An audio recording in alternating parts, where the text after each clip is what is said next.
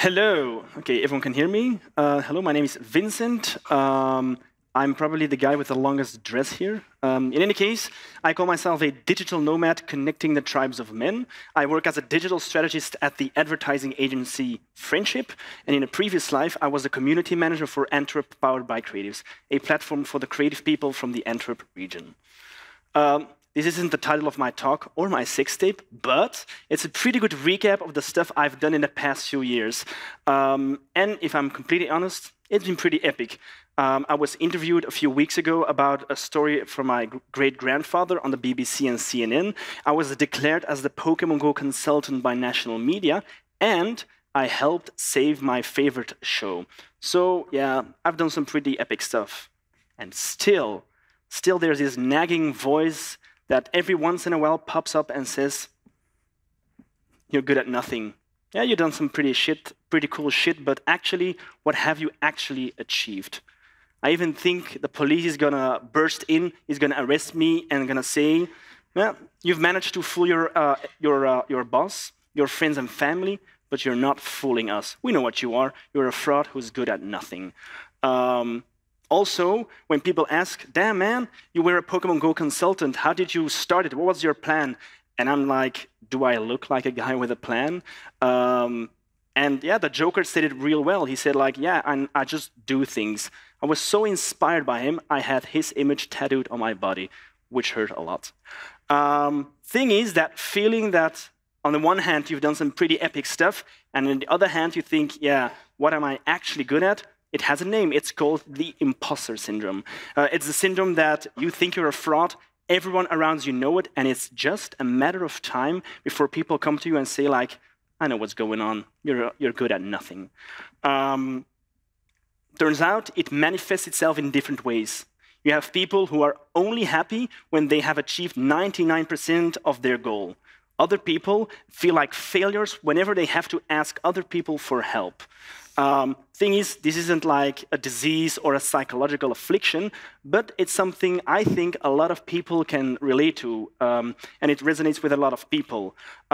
Thing is, this feeling, it doesn't have to control you, which is why I wrote this little guide for you, a guide for people who do epic shit, but sometimes wonder what the fuck they're doing. And it's a guide for people like you who do epic stuff, have some legitimate skills, want to make an impact on the world, but can be put into one box, and therefore often ask themselves, what the hell am I actually good at?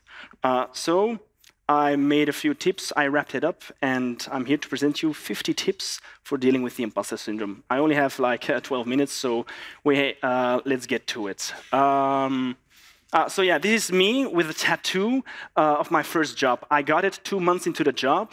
It was an impulsive decision on the one hand, but the reason why I did it, even though there was a possibility that I would or could have been fired, the reason why I did it is because I absolutely believed in the stuff Antwerp Powered by Creatives was doing. Even so, when I saw the job posting, I was so motivated, I was so impressed about their vision that I wrote a motivational letter of 5 pages. Why? I didn't have any work experience. I worked in a chocolate factory. I studied journalism, but I had no real job experience. So I was like, okay, what I lack in like relevant work experience, I'll compensate with motivation. I eventually got the job, obviously, not because I wrote 5 pages, but my employers, they were like, okay, this guy, if we hire him, it's a leap of faith. He doesn't have the proper skills maybe, but this guy is legit. And most people, when they see the tattoo, they're like, okay, this guy is weird, but he's genuine. This guy really believes in the mission of Antwerp Powered by Creatives, and he's a guy I can count on. And the reason why I studied journalism is not because I wanted to earn a lot of money, because there's no job in journalism, but because I wanted to give good ideas a platform. Het probleem is dat creatief ondernemerschap niet als een volwaardig beroep wordt beschouwd. Ik vind dat zeker een sector evenwaardig als alle andere beroepen. Dus ik vind dat die ook evenwaardig gecompenseerd moet worden voor het werk. Which is why I was real happy that I could talk about issues that are like really relevant in the creative sector, like creatives are undervalued, underpaid. So I was really happy that I could work at a place where I could talk about those things and give those ideas a platform, ideas worth spreading. I want to go Pokemon hunting tonight.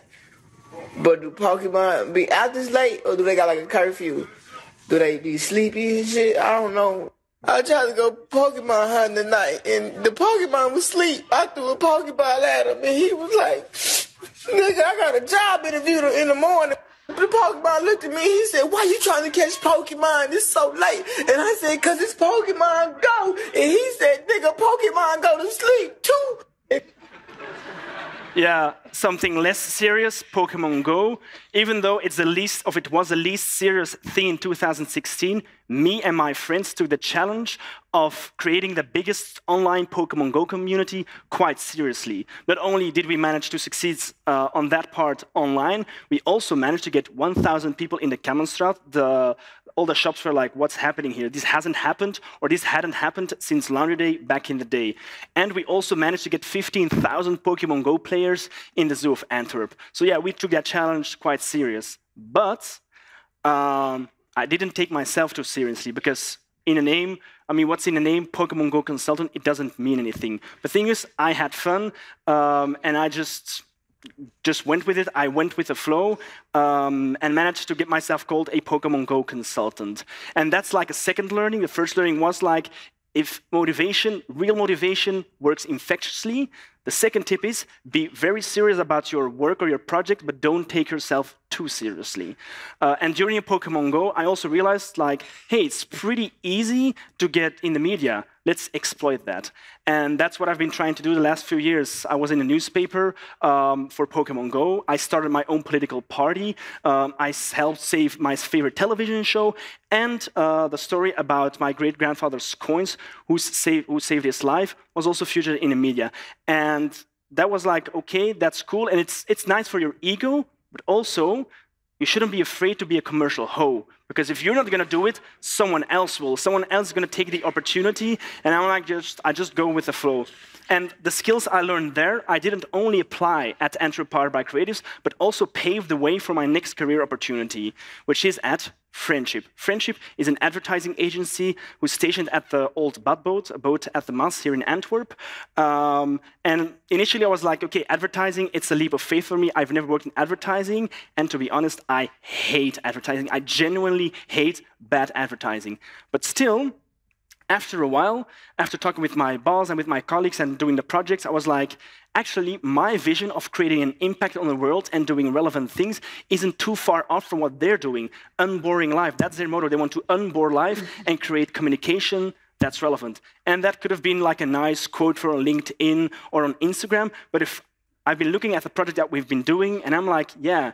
And to be honest, who would not want to work at an agency that managed to turn a briefing of, hey, we're the city of Antwerp, we want to promote the city with some posters, and turn it into a statue, about a beautiful statue about one of the most well-known stories about Antwerp in the world that will be in front of the cathedral forever. Also, who wouldn't want to work for a company that takes the time to create a story about the impact donating your hair can have on one's life? Ik vind het eigenlijk best wel knap dat iemand dat heeft gedoneerd. Maar ook heel lief dat ze gewoon dat ervoor over heeft. Het lijkt eigenlijk net mijn echt haar. Je mag je ogen open doen. Oh my god, wat ben je mooi. Jij ook. Wat ben je mooi. Oh, mag ik een knuffel geven? Or who wouldn't want to work at a company when a client asks, like, hey, can you hand out breath mints? Where the company, or where we say, like, sure, but can we throw them out of a helicopter instead?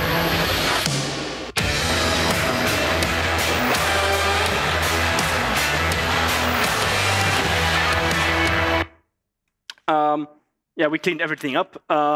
Is this going to change the world, throwing things out of a helicopter? No, but it's something people like and enjoy. So I learned at Antwerp, at Friendship, like, you should go for the job where you can be yourself and never have to change yourself. I mean, I come to my work dressed as this, and they never gave any comments, so I'm still happy there. And speaking of an awesome place, at Friendship, I also did something that I think is the coolest thing I've done in my life.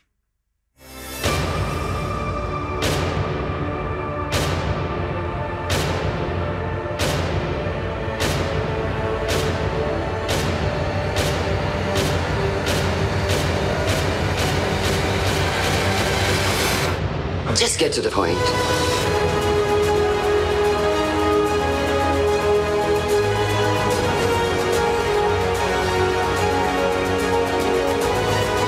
Expanse has the best fans ever!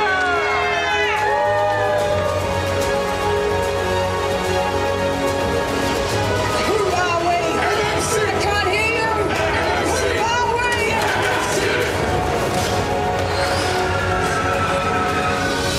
We're good to go.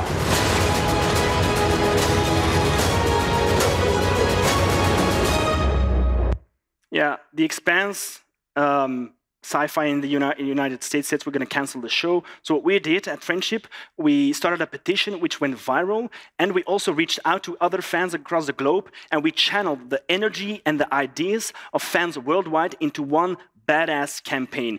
And we started a petition, and we appealed at Amazon. Why Amazon? Because Jeff Bezos, he's always been a fan of the series. The guy has got rockets, and he's got a lot of money. So yeah, he was our savior. And we went above and beyond to save our show. We flew a banner over the Amazon offices, which we crowdfunded, and we sent a rocket into space to draw Uncle Jeff's attention.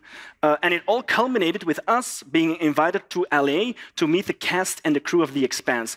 Awesome on its own right, but even more so because at that time, a little birdie whispered in our ears that Amazon was in talks to save the show. So we were like, okay, it's going to happen. But at the same time, we were at Hollywood, and in Hollywood, nothing is certain.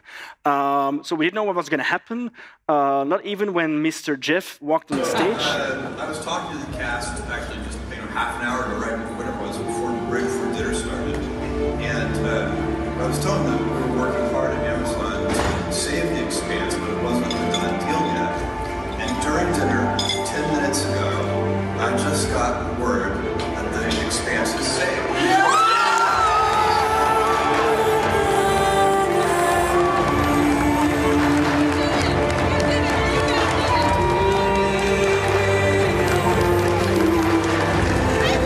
As you can see, I have a flair for the dramatic, but yeah, it's just epic.